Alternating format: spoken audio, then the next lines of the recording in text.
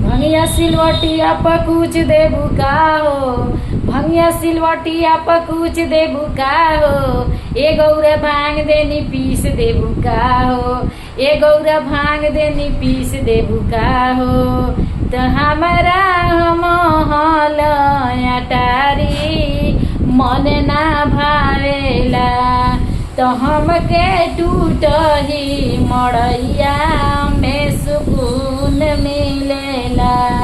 हमके महल अटारी मन ना भावेला, हमके टूटही मड़ैया में सुकून मिलेला। टूटही मड़ैया हमर लिप देबू का हो, टूटही मड़ैया हमर लिप देबू का हो, ए गौरा भांग देनी पीस देबू का हो, ए गौरा भांग देनी पीस देबू का हो।